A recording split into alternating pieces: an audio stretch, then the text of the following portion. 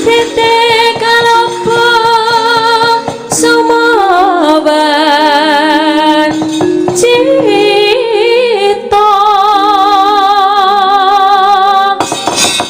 waduh apik terus sulukmu ayo ya 150 Mas suluke gedhe ya Rek kowe lagi suluke gedhe lah apa liyane suluke ya tekan suluk tok kuwi kok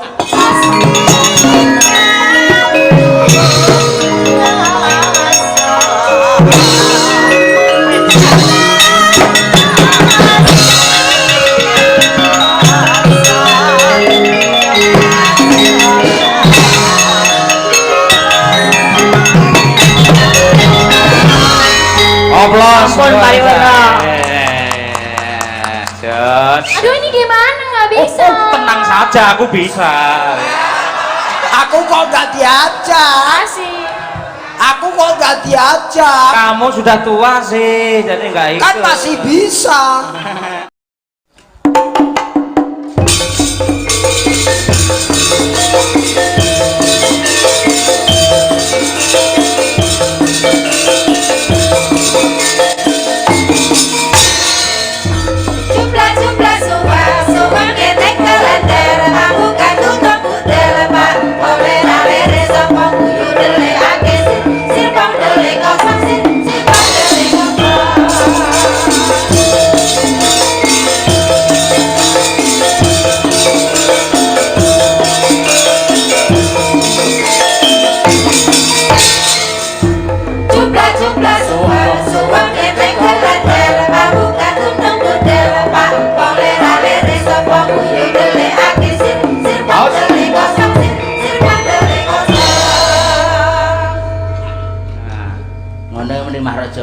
masa suwe gur ngene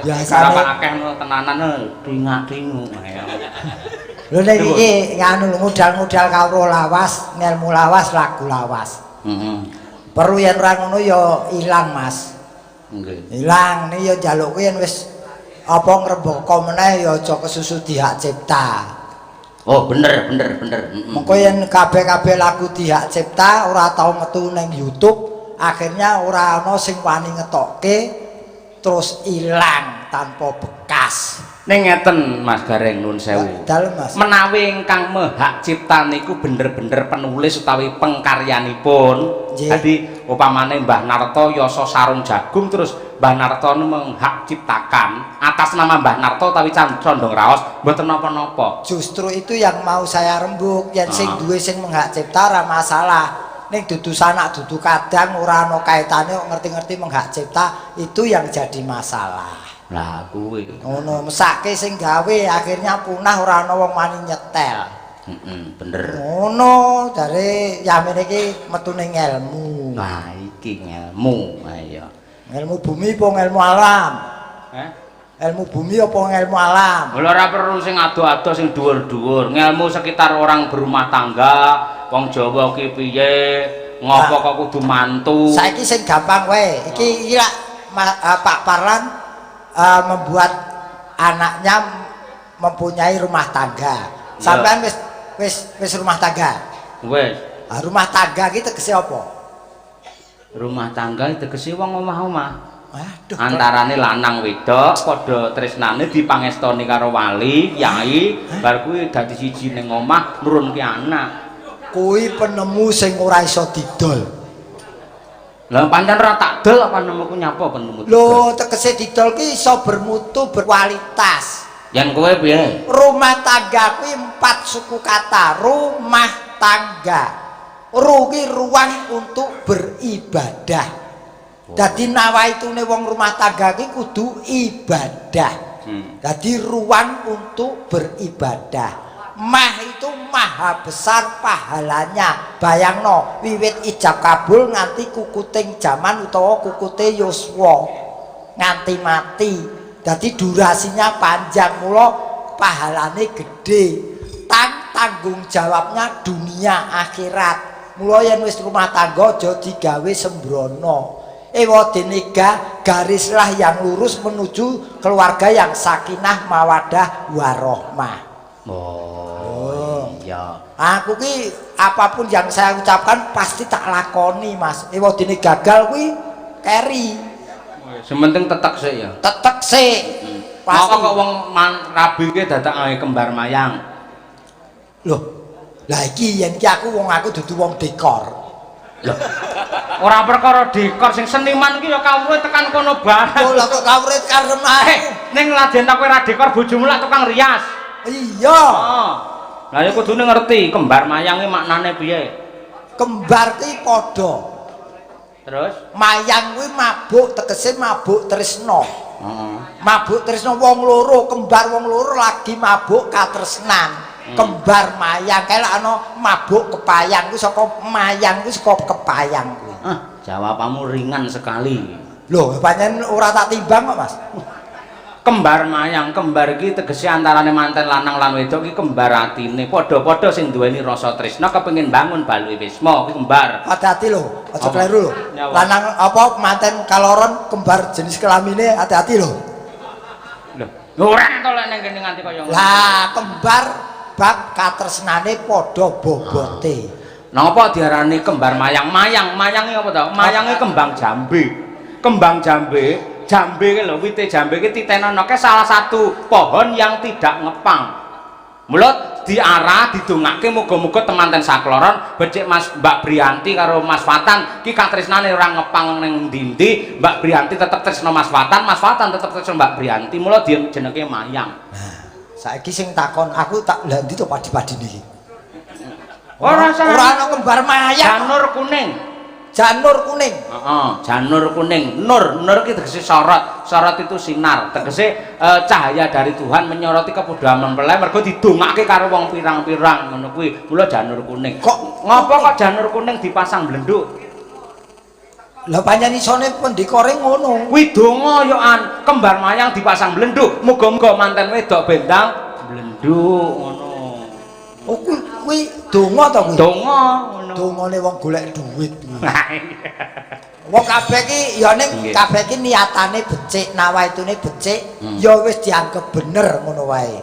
Wong kabeh ndongake temanten kekalih, nggih mugi-mugi sakinah mawaddah warahmah. Amin. Ndang pikantuk momongan paling boten niki kangge tali katresnan supaya semakin akrab erat dan semakin napa sing jenenge harmonis. Amin. Wong ae dhewe iki ditimbali ning taman ngendi kene iki? Taman Arum. Taman Arum aku wis ngonceki kesore mau nganti lali lho ora tak tokke iki. Ayo mumpung kelingan dionceki. Tak iki tamune Pak Haji Parlan luar biasa. Heeh. Akeh aku mergo sore mau wis iki apa ana sing nonton wong gone jero ndelik. Ternyata tamunya luar biasa. Ya. Mantu ujubipun keperluanipun. Asmanipun temanten Mas Fatan kalian Mbak sapa ki mau? Mbak Briyanti. Briyanti. Terus taman asmanipun mau wis. Terus burine apa? Rum ki tak gadekke loro, Ru karo M. Rumangsa bungah penggalihipun Pak Haji Parlan mula gelar tontonan wayang kulit dalange Ki Cahyakutadi utawi Ki Yoyo. M Mas Gareng saking Semarang konconipun. Pokoke ora gelem keri pokoke. Mas, mosok kaya ngene perak, Mas. Lho wong aku ku ning ndi iki ngetutke kok aku ki emban saupamane kok. Ayo men dikancani Mbak Elisa, men memberi evaluasi apresiasi terhadap pergelaran malam hari ini. Ki marake munggah tensiku. Oh, ora apa-apa yo. Aku wis adem lho, klebon sego pegel iki mau. Pecel ki yen tuku wong iki dikeki yo pegel. Ya kudune malah seneng kok. Kene nduk, saya tak tang. Yo.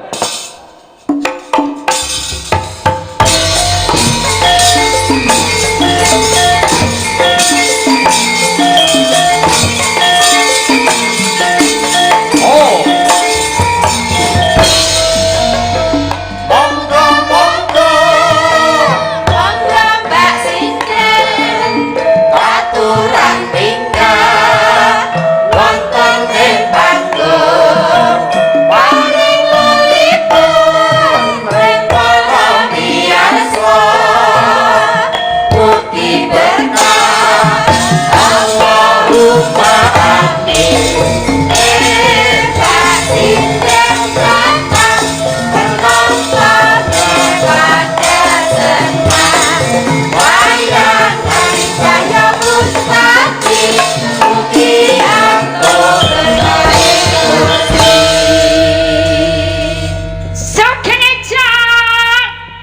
bocah iki bar dicas aja. Lah kan Wis jam yamene barang kok isih bengok-bengok. Pecel tadi lho. Oh, dicas pecel. Iya. Energinya tumbuh lagi. Pecel. Biek. Pecel. Iya, itu apa? Pecel. Dipecel iki kowe kok. Pecel kok pecel. Pecel nganggo peyek.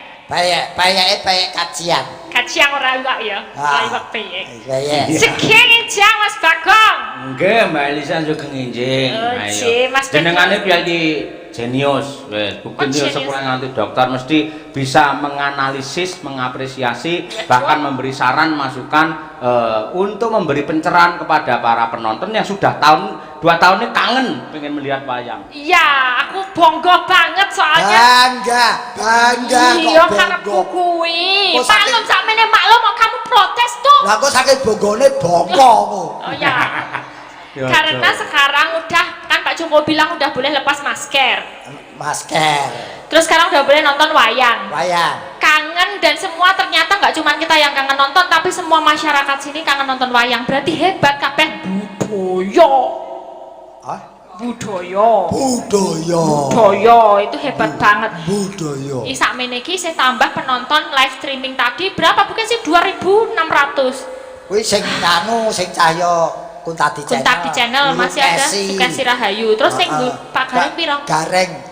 Aku 1,5. 1,5 ki sapa wae kira. Loro bojoku 1, terus anakku melek merem 1. Lho, sampean melu nyetriming to? Ora to. Kalau tapi udah sang konten udah tadi udah nyuting semua. Oh. Nganu kalau Sakri ya lho. M Sukri kok Sakri. Aku Sakri kok.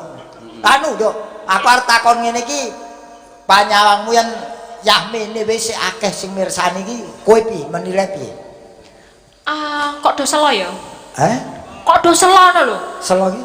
Selo maksudnya tuh ada waktu. Saiki wong do nyambut gawe, nyambut gawe tekan bengi. Bar kuwi bengi tekan esuk nonton wayang, sesuk nyambut gawe meneh. Berarti iki siji selo, loro saking kangene saking peduline karo wayang kulit ngono lho budaya Jawa. Biasane kalau hatinya senang, merasa terhibur, tidak merasakan ngantuk, tidak merasakan kesel.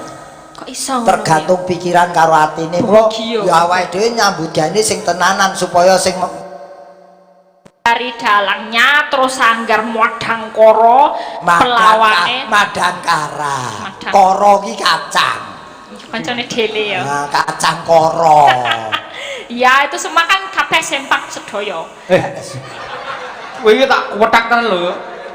Kompak. Nah, ya aku bilang apa? Sempak. Kompak kan satu. Sempak ki semangat dan kompak. Nek kompak tok ora semangat loyo. Apa nek iki nggon pernikahan iku kudu luwih semangat meneh. Nek ya aja ngono kuwi to kok ucapne ngono aku mak branding ngono. Terus berarti kompak tok. Aku ora cocok. Kamu gak semangat? Aku ora nganggo. Loh. Masa makare? Apa sih? Aku gak semangat sama kompak. Aku rasa nganggo apa-apa tetep semangat lan kompak wong iki dipirsani wong akeh kok. Wis lama kita biasane ngantu-antu ning omah mau nonton streaming. Susah rada di dagelan mung ditonton karo kamera. Bulane sing nonton ning streaming akeh. Le mbayangke mengimajinasi kan angel ya, Pak Di. Itu nanti jadinya tuh jadi banyolan rusak. Mergo sing nonton langsung ora ono, sing ono ki malah ning walik kamera itu. Akhirnya aku cek dhewe dagelane banyolane dadi rusak. Tidak terarah. Ya terarah yo ngene iki. Ngene ngrasake. Lucu kabeh. Sing mirsani akeh, bali disangoni. Ya, ngono lho. Semangat. Ayo saking semangate semangat. Tempe. Ning ngene lho, Mbak. Niki enten. Nah, iki penting banget iki. Saking tuan rumah, berarti Pak Parlan. Pak Parlan. Aku mau maca lho. Menawi kepareng Pak Dalang. Pareng. Kok sik to menawa. Lho tuan rumah sing njaluk kok ora entuk piye? Ya diwaca sik, mongko iso dipertimbangkan dhisik. Mbak Elisa kasuwun ndalang sekedhik. Matur nuwun. Lah niki ingkang menang jawab Mbak Elisa. Nggih, niki wae nek bawa kan 150, Pak. Nek dalang niku paling boten nggih ping 4. Iki pawaan perahu bocah iki. Lah pripun? Pindah kono njaluk tambah. Iki amplope ora tak buka lho, iki ning jero enek. Wonten amplope. Iya. Anten isine anten amplope. Ah, ngoten niku lho.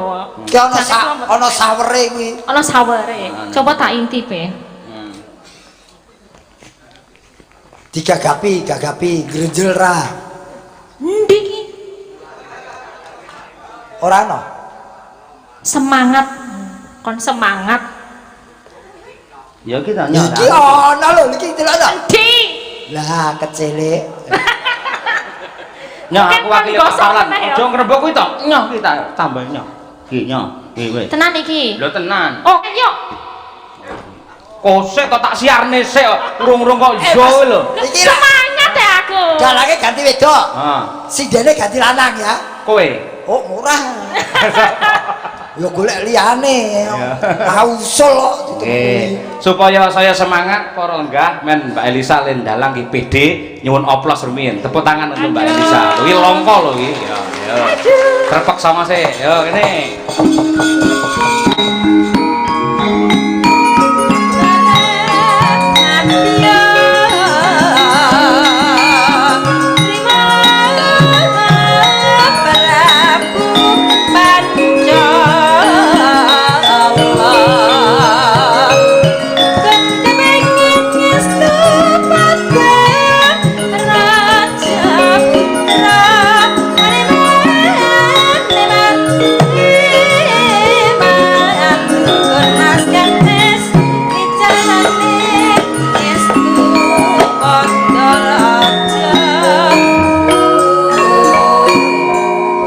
Aku biyen ro gandalang ngono. Kamu bintang tamu sih. Aku belum rampung ning nyedatke iki Ora lho. bener nek mikmu iki. Nah, iki kon kene iki. Bulumu nganti. Nah. Bulumu lek luka kok kan. Ya, Jangan lupa.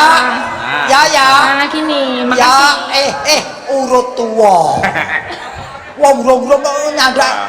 Aku nang kene aku dapur Aku budi. ora gelem dadi dalang ya kuwi lho. Ya. Dadi gulune dijirit. anu ya, dadi bintang tamu ya ya. Yo ndasmu ora. Aku ya iki Iki acarane apa ya, Truk? Wah. Elok tenan. Penonton isih rame. Elok. Penonton isih rame. Baya mesem. Suarane sapa? Jare sindene ganti lanang.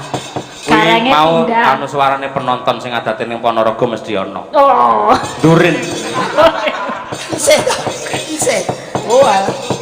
Iki tak suwun yoyok karo sapa jenenge Bagiyo Gareng. Do nembang wong loro joget bareng ya. Yen ngono wae aku iso dalam perintah tok. Sik Pak Parlan. Wenang sing jenenge dalang ki wenang kok. Pak Parlan temu ndi Pak Parlan? Niki jenengan salah besar Pak. Niki kemarin kula kan maju kula kon joget niki malian. Sik. Iki dalange Cahya Kuntadi ning kok gawe horn wae mburine ra disunggeng iki lho, memalukan nih. Nyirit. Sebelah kono. Halo. Sebelah kono to. Lah iki nek saiki nek tanggung jawab, nek dadi bintang tamu ki ya angel padahal. Suluk sik. Ya jajal suluk iki. Sukra mangkara tambah mendo tete. Tepuk tangan Pak. Tete kalopo sumawan cita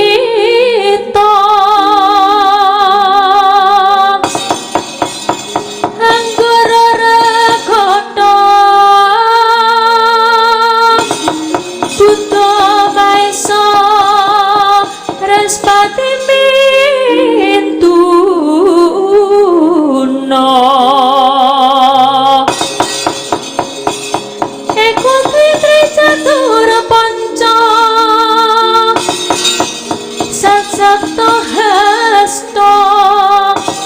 hasto nawadosa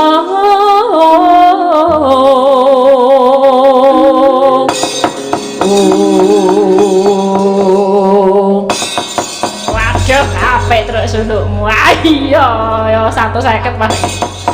Suluke gedhe ya Reng. Kowe lagi suluke gedhe. Lah apa liyane suluke? Ya tekan suluk tok kuwi kok. Iki iki njaluk apa iki? Masalahe iki kon ademu kon Bagong Metro apa kon merangke apa iki? Ning ya kuwi sak perangan paling ora 250. Ora masalah, ora masalah. Ayo, gelut. Ayo. Gelut apa ki ono? Gelut wayang rene anu sing gelut aku karo kowe. Ayo. Bu Kesi ya. Pakai pendingin ya, tenang aja. Ini hanya performan untuk menghibur penonton. Aku dan Elisa enggak ada rasa ora rasa senelan kok Kesi tau penane. Mojo. Pon iki? Iki wayang iki. Oh sing merangke. Itu no. Nduk, perangke wayang nganti tugel gak pitik. Gampang nek tugelke. Ah, sayo. Yudi, genderane di. Yudi, sapa jenenge kuwi? Daryanto dadi ora. Tapi tak ganti apik Yudi lho. Yes. Ya perang yo.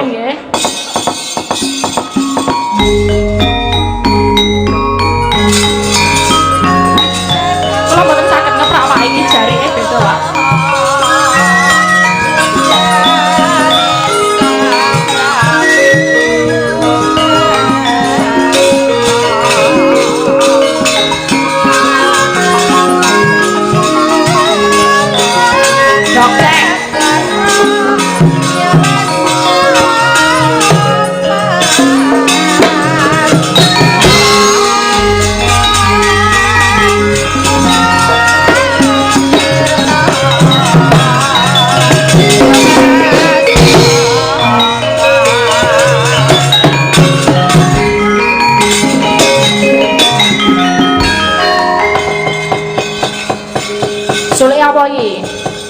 Jan wae yo. Yo ayo Jan.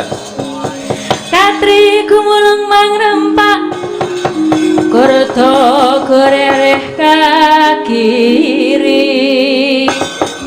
rananggono gawe gelan ono bang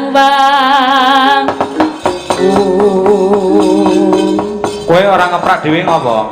Hah? Ora ngeprak dhewe ngopo?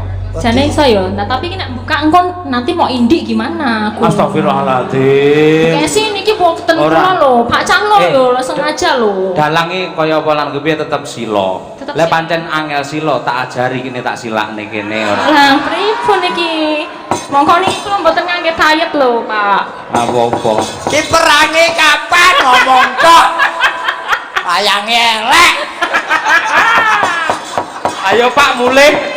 Sopo sing ngomongan? Biangane gareng. Ono biangane barang iki. Wis apa ora lali kowe kerno. Encaki kowe. Rasa kakean omongan ndak gareng kakean cerewet. Maju tak dublak tunggal.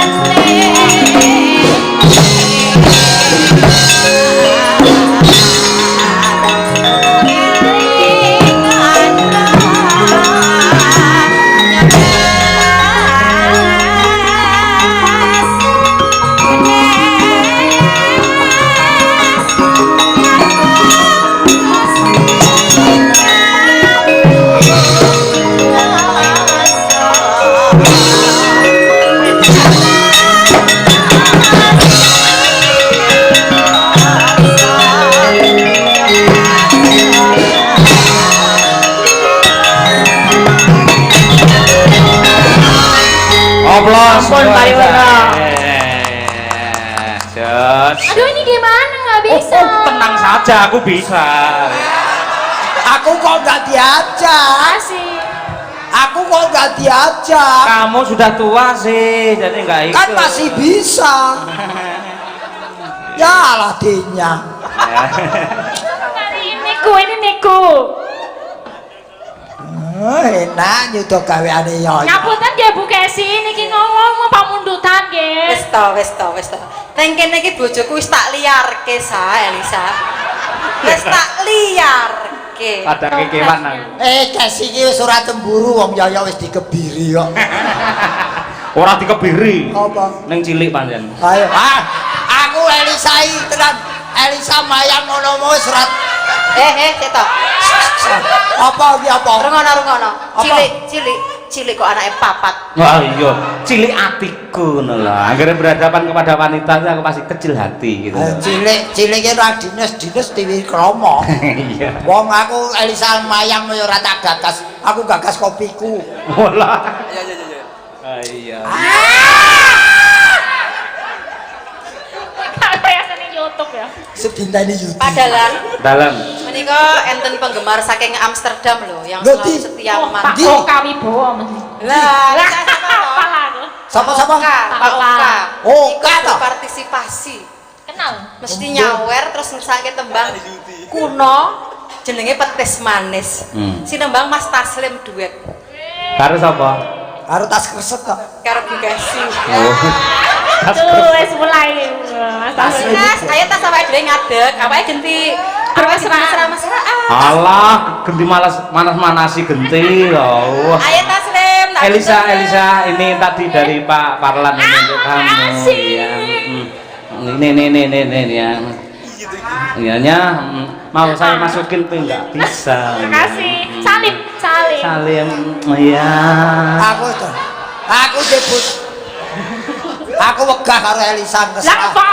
Kakean polah. Ngeslah angel. Nggih, pamundhutipun menika riyin. Aku golek sing mat-matan menyuruh lho.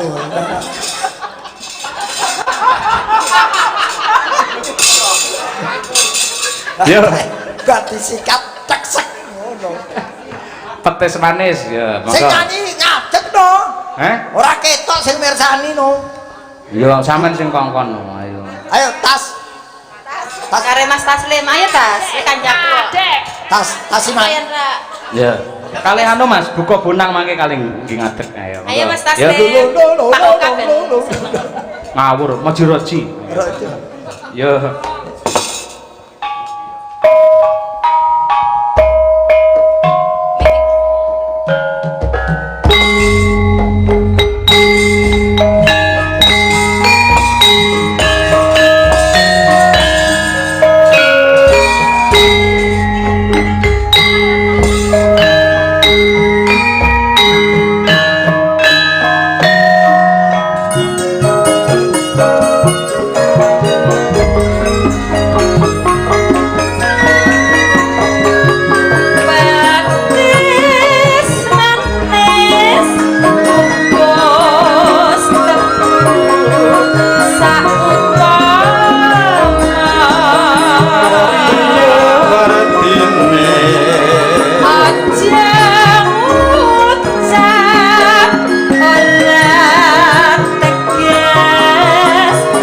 Sugeng Laras Pak Oka Wibowo saking Amsterdam.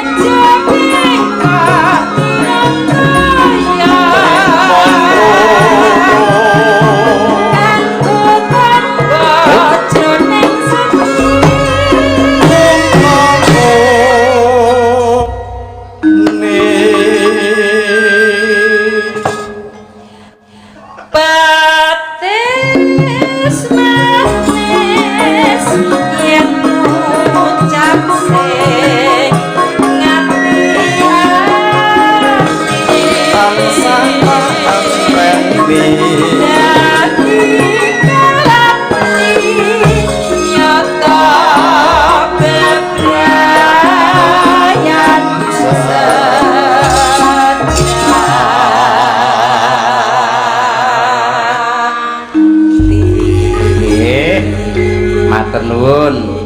Makasih ya, Tas. Sama-sama. Ning awak ora perlu ciuman kaya dalange. Oh, kene mburi. Tenang. Kok tasleme nekat iso neng mburi lho. Neng Kes. Halo, selakoi ya lho.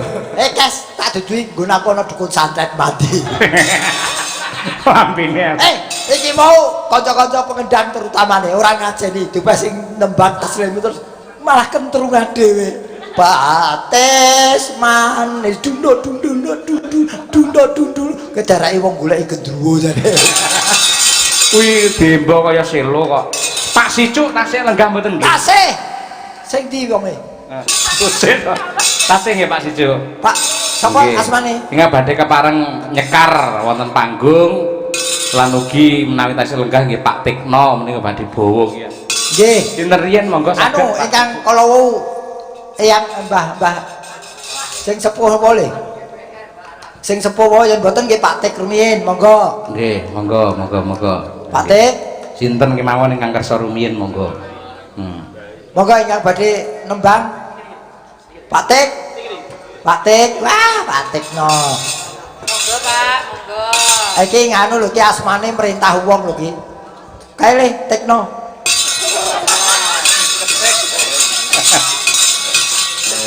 Aku kenal piyayi iki buka kawah ning Magetan, Mas.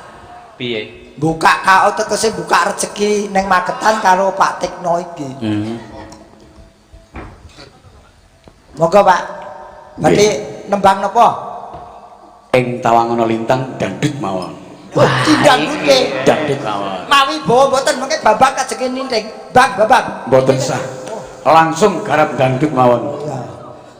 Namine pun Babang Suyu. Matur suwun Kang Cahya pun tadi sampun menghibur masyarakat Magetan. Nggih panten Muga-muga panjenengan panjang umur sehat saya kuncara. Amin. Jarupal alamin matur nuwun Pak pangestunipun. Nggih. Mbak Elisa mau dikancani ngono, Mbak Tik lho. Ha kuwi. Ya. Pak dipun kancani. Dipun dikancani Mbak Elisa pripun raose, Pak? Mboten napa-napa. Mbak Bitari pun sari to. Oh, saya jeglek nek kono. Oh, Bu Bintari jan pas suryane langsung wabang. Muga-muga sedaya ingkang rawuh panjang umur sehat murah rezeki. Amin. Pak Parlan panjang umur sehat dan pinaringan putu. Amin. Monggo. Tepundi? Loh. Nembang kok nang pundi lho? Yang Semarang. Oke, nembang. Ayo, Babang Sudi. Ayo lagi iki nang Tawang Dangdut iki kanca-kanca yo. Garapan.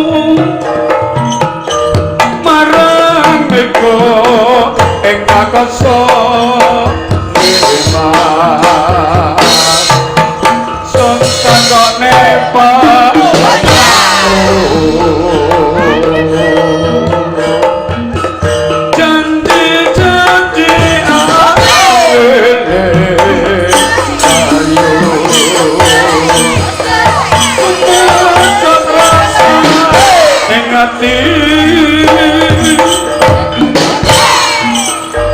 lintang-lintang iwi-iwi nembang tresnaku sundul di hati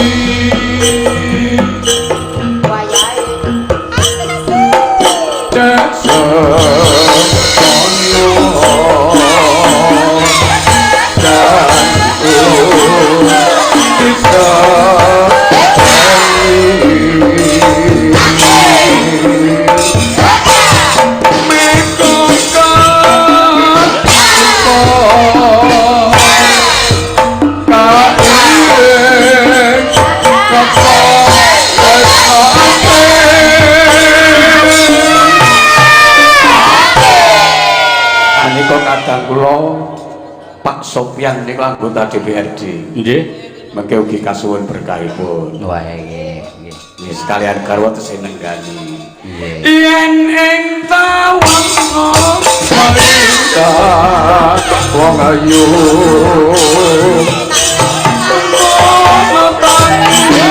Sing ati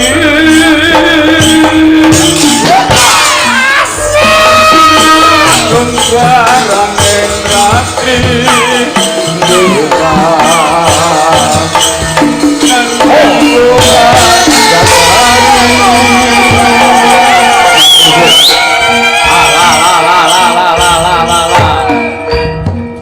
Ereng, joget ereng.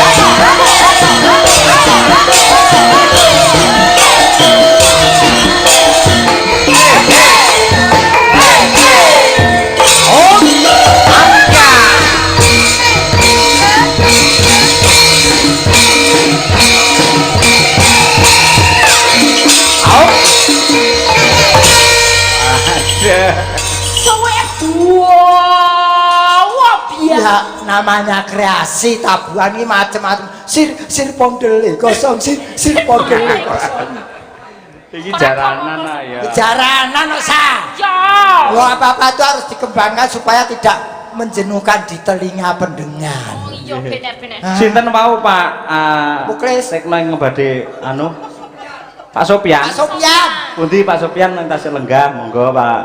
Mriki. Wah. Saja iki wah bintang film lawas iki Sopan Sopyan.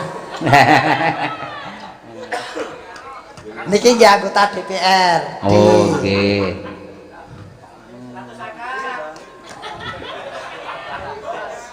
Pak, mbok dibeto sak dompete, Pak. Ki batine Pak Sopyan ka dagelan po copet. Copet.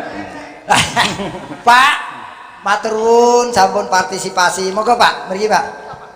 Nah, niki mumpung dipun gelar anu gamelan komplit. Nggih. Ngersakaken Ndere ajar Mas Bagong. Nggih. Dalem pundi Pak Sopyan? Kula Ngariboyo. Oh, Hariboyo. Oh, Hariboyo. Putra pinten putra? Putra 3. Nggih. Enten sing dereng dimantokke? Wonten. Nah, iki. Ya Reng, terusno Reng. Ayo. Aku ora kulino ngrayu, aku ngerti dadi kok. Ya sing kulino ngeten nih Pak, mumpung niki enten Dik Cahyo, enten kula, enten Alisa lan rombongan benjang menapa. Oh, Langsung ae. wong lagi SMP kelas tunggal iku. Diara kowe. SMP kelas tunggal. Nututi apa ora awake dhewe iki? Nututi. Oh, nututi, kudu nututi. Amin. Semangat. Pun kula tenggo Pak dawuhipun Pak Sopyan benjang menapa mantu timbali. Ini alhamdulillah rumiyin namung wonten angen-angen sedaya ningali namung wonten YouTube alhamdulillah niku kepanggih. Nggih. Kepanggih sinten, Pak? Nah, Mas Cahyo, Wah, Mbak Kesi kelingan kalian zamanipun Pak sinten Pak Wakil Gubernur nika nggih Pak Anaryo. Pak Sunaryo. Nggih Pak Naryo. Nggih. Nek menika teng wingking niki lho Pak Naryo punten nggih. Lah anu apal. Nggih Bapak. Oh niku Terus ini yang Mbak Elisa ini primadona kami Wah. di YouTube tapi di YouTube. Nggih. Nah, Nggih. mumpung ketemu kamu tolong difoto dulu Mas. Waduh. Arep selfie munggah panggung, Pak. Nggih. Oh, pripun Pak? Sajake ora aku ora percaya. Wedian HP-ne tak playokke aja. Mbak Elisa. Anu saya Bu Sofyan mboten sah cemburu. Nah, nggih. Bu mengke foto kalih kula Bu.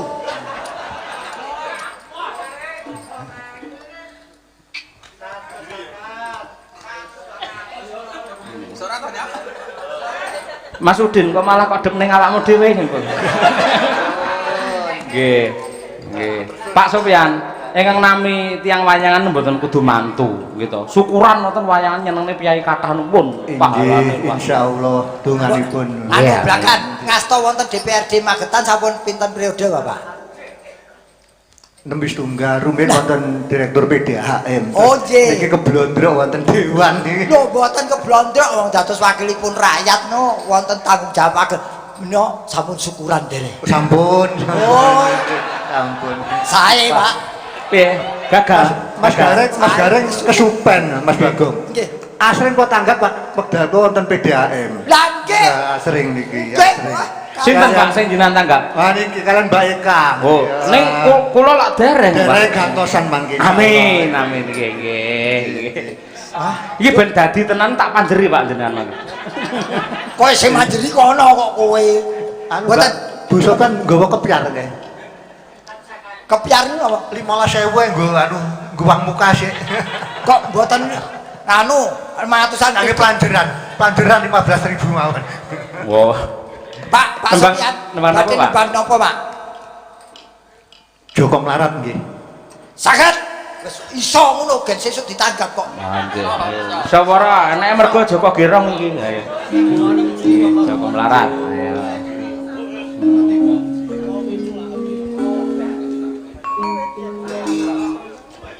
Wis pokoke diatabuhi pokoke. Wis pokoke ditibani ngono lho. Ngres tak tungtang lho temu dhewe. Ayo. Mosok. Ya, Pak.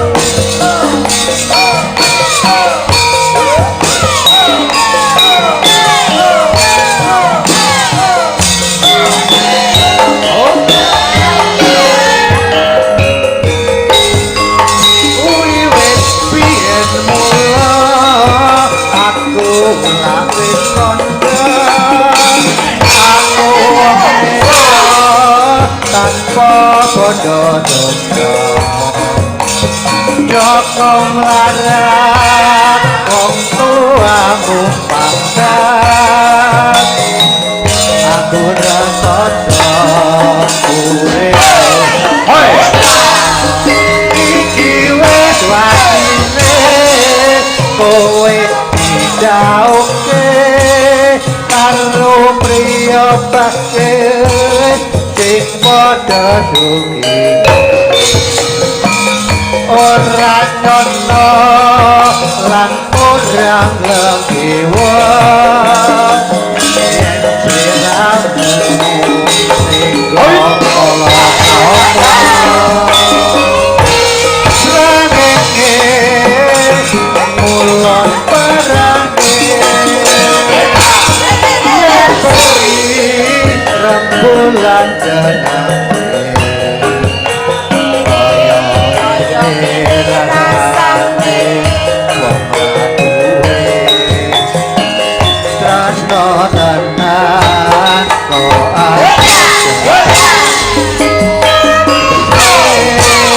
mulon perange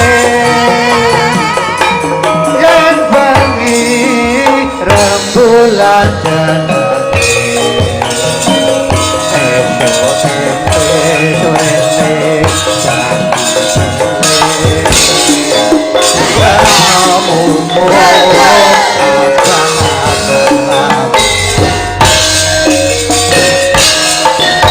Terima kasih. Matur Sofyan. Matur nuwun Pak Sofyan, sehat. Wis pokoknya gerak wis. Reng. Alah, Pak. Oh, alah menggo. Aduh, matur sembah nuwun Pak Sofyan. Gareng rongos gareng. Saya Pak, saya Pak Sofyan. Piye? Pinarak lho Pak. Kabeh ki rezeki sing ngatur Gusti Allah. Sing ikhlas. Ikhlas. Aku ki wong ora tau brudel mburi. Lah muni pinarak Pak karo menteleng apa? Lah pitekno nggone adoh aku ya bengokno. Wah. Aku ki pokoke anggere kepethuk suwan dong deh wis marem aku. Diajeng Chandra Mulya nduk Chandra kita karo Ya. Mbak Elisa ngono. Tadi winakani apa? Kamundutan ninggal katresnan ya. Ah, kuwi. Mumpung petuk iki karo Mbak Elisa. Aku kok ora disepoti to, Mas? Ora disepoti to. Foto. Ayo.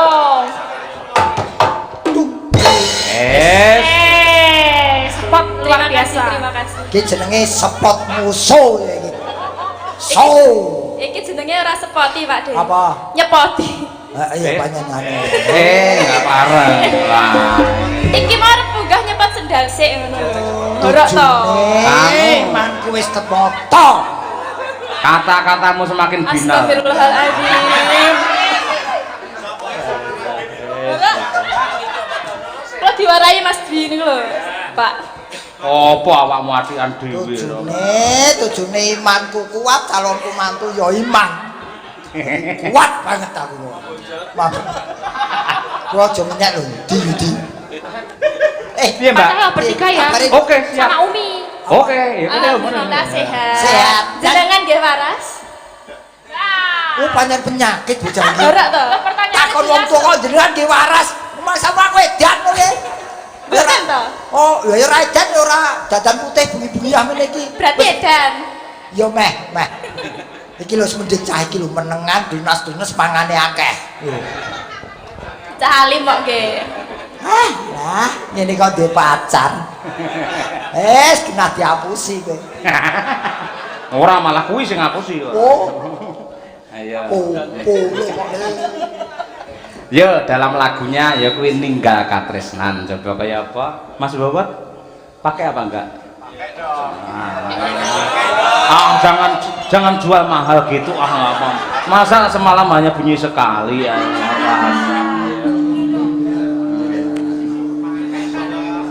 Nganggo biasa to?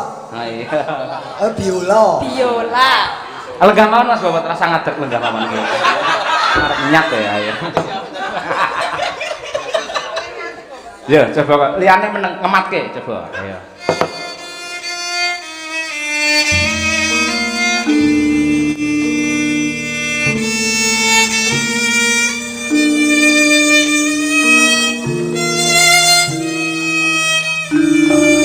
Bismo. Apa sing mbok gayuh Bismo? Grates.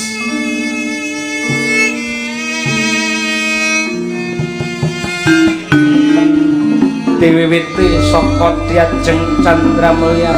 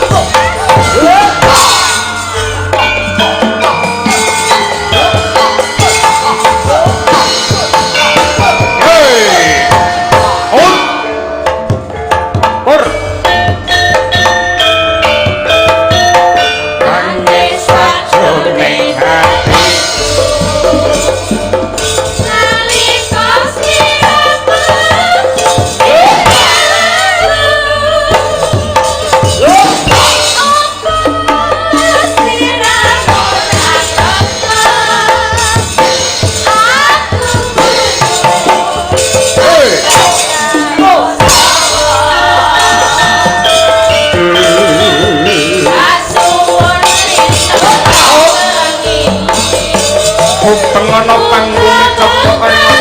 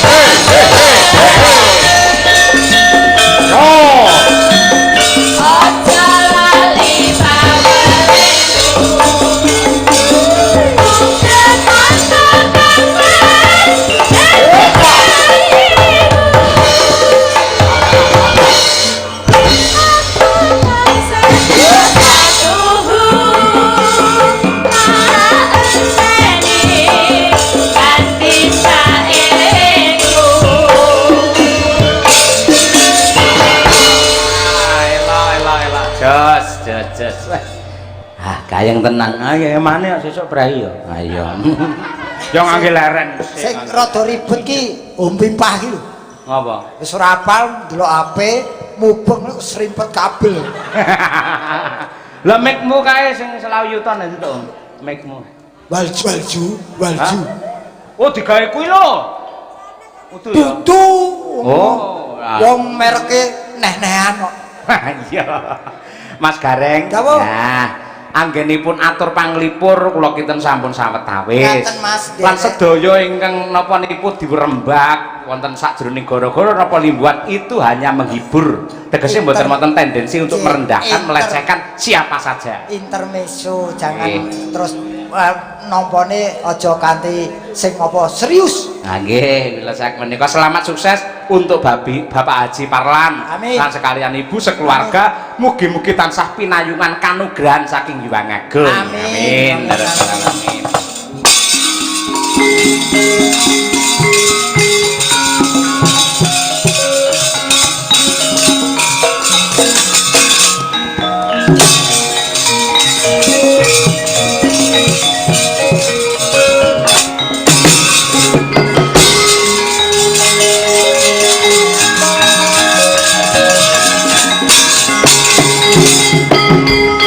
Punapata